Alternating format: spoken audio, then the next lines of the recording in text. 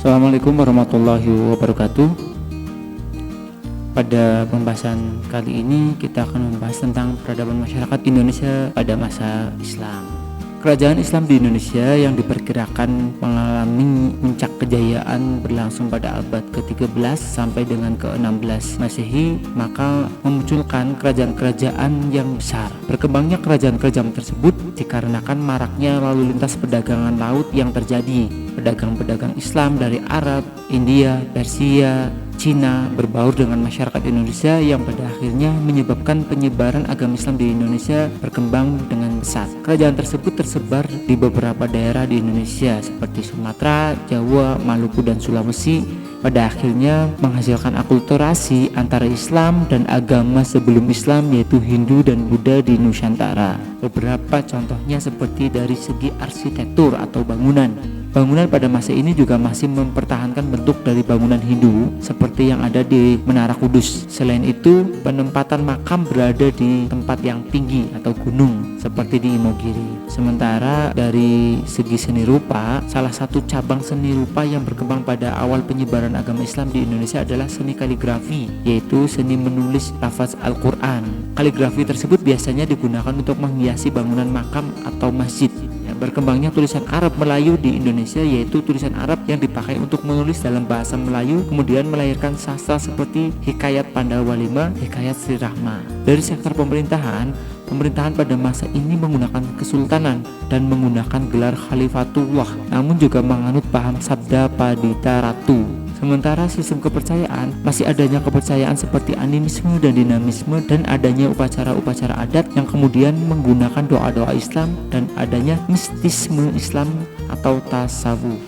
Kita masuk ke wilayah kerajaan. Kerajaan Samudra Pasai dipercaya menjadi kerajaan Islam pertama di Indonesia, walaupun sebelumnya ada sumber lain yang mengatakan bahwa kerajaan Samudra Pasai sebelum berdiri ada kerajaan Perlak yang pada akhirnya menjadi kerajaan Samudra Pasai. Raja-raja di kerajaan Samudra Pasai, yang pertama ada Sultan Malik As-Saleh atau Malikul Soleh, yang kedua Sultan Malikul Zohir, yang ketiga Sultan Muhammad, keempat Sultan Ahmad Malikul Zohir, kelima Sultan Zainal Abidin, dan keenam Sultanah Bahiyah. Lokasi kerajaan Samudra Pasai terletak di Aceh dan merupakan kerajaan Islam pertama di Indonesia. Sumber yang menyebutkan bahwa kerajaan Samudra Pasai yaitu Hikayat Raja-Raja Pasai yang menceritakan sejarah kerajaan Samudra Pasai. Sementara dari sektor peninggalan kerajaan Samudra Pasai berupa nisan Sultan Malik As-Saleh, lonceng Cakradonya, dan stempel kerajaan. Kerajaan Samudra Pasai runtuh setelah peninggalan Sultan Zainal Abidin. Kerajaan Samudra Pasai ditaklukkan oleh Portugis pada tahun 1521. Kemudian pada tahun 1524 wilayah Samudra Pasai masuk ke dalam wilayah kekuasaan Kesultanan Aceh. Catatannya bahwa Sultan Zainal Abidin adalah raja yang paling terkenal. Ia pula yang membawa Samudra Pasai pada masa kejayaannya. Berikutnya, Kesultanan Demak. Raja-raja yang pernah berkuasa pada Kesultanan Demak, yang pertama Raden Patah, kedua Pati Unus, ketiga Trenggono, keempat Sultan Prawata, dan kelima Arya Penangsang.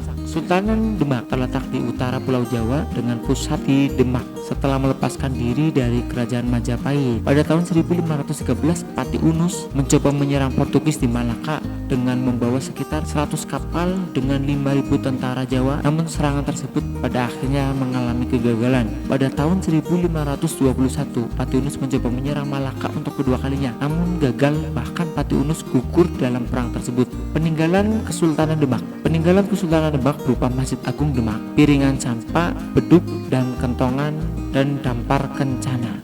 Keruntuhan Kesultanan Demak terjadinya konflik internal antara Pangeran Surawiyata dan Sultan Trenggono, yang pada akhirnya Pangeran Surawiyata terbunuh. Yang kedua, banyaknya daerah yang melepaskan diri setelah Sultan Trenggono meninggal. Yang ketiga, pindahnya pusat kerajaan dari Demak ke daerah Pajang. Sultan Trenggono adalah raja yang paling terkenal dan ia pula yang membawa Kesultanan Demak pada masa kejayaan. Kesultanan Banten. Raja yang pernah berkuasa pada Kesultanan Banten, yang pertama Syarif Hidayatullah, yang kedua Maulana Hasanuddin, yang ketiga Pangeran Sedang Rana, yang keempat Pangeran Ratu, yang kelima Pangeran Anom, yang keenam Sultan Ageng Tirtayasa, yang ketujuh Sultan Haji. Kesultanan Banten terletak di barat Pulau Jawa, berdiri atas inisiatif Sunan Gunung Jati pada tahun 1524. Peristiwa penting pada kerajaan Banten yaitu yang pertama, Kesultanan Banten pada tahun 1579 berhasil menaklukkan dan menguasai kerajaan Pajajaran yang pada saat itu bercorak Hindu. Yang kedua, jatuhnya Malaka ke tangan Portugis pada tahun 1511 membuat Banten menjadi tujuan para pedagang dari Turki, Gujarat, dan Arab sehingga dapat memakmurkan kehidupan masyarakat Banten. Sementara peninggalan dari kerajaan Banten yang pertama yaitu berupa Masjid Agung Banten, yang kedua Benteng Sorosowan dan Meriam Kiamuk. Kerajaan Banten mengalami keruntuhan karena adanya perselisihan antara Sultan Ageng Tirtayasa dengan Pangeran Haji yang kemudian meminta bantuan VOC mengalahkan Sultan Ageng Tirtayasa yang kemudian menekan perjanjian dengan VOC.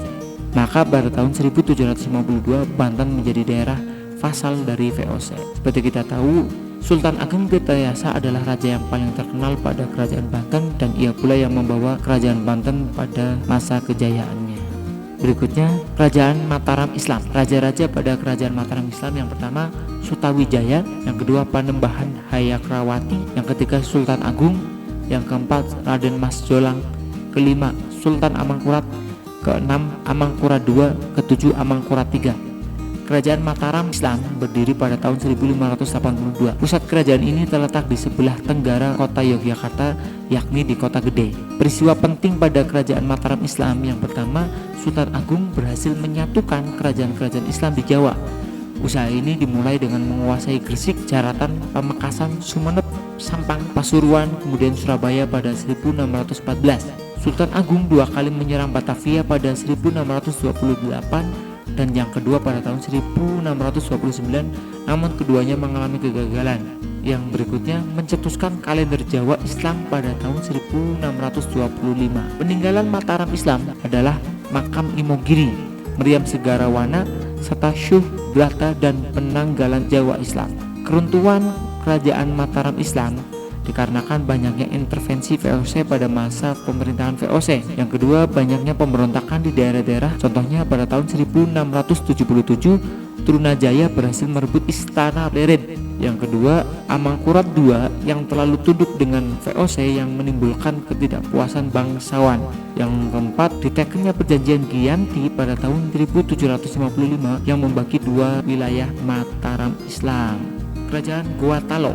Kerajaan Gotalo memiliki 4 raja yang cukup terkenal. Yang pertama Sultan Alauddin, yang kedua Sultan Muhammad Syahid, yang ketiga Sultan Hasanuddin, dan yang keempat Raja Maposomba. Kesultanan Goa adalah salah satu kerajaan besar dan paling sukses yang terdapat di daerah Sulawesi Selatan. Pada tahun 1650, penguasa Goa dan Talo memeluk agama Islam.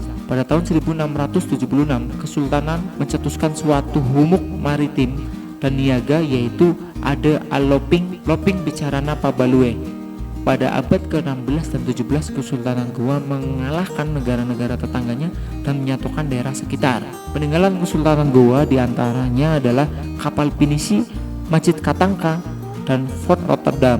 Keruntuhan kerajaan Goa dikarenakan kekalahan Sultan Hasanuddin dalam Perang Makassar melawan VOC. Pasukan Bone pimpinan Arupalaka pada tahun 1667 dengan menekan perjanjian Bongaya yang merugikan.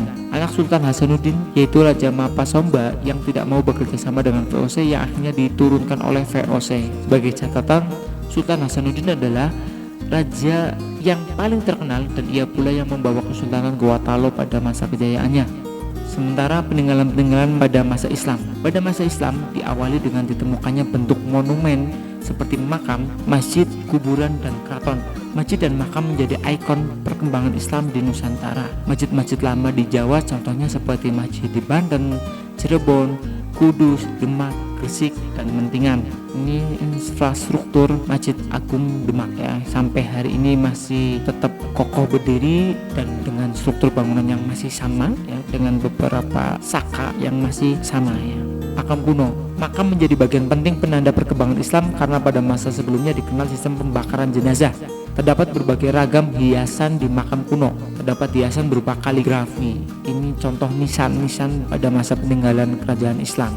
Munculnya penanggalan Islam serta karya sastra. Penanggalan Jawa diciptakan oleh Sultan Agung pada tahun 1625. Penanggalan ini adalah campuran dari kalender Hijriah dengan kalender Jawa.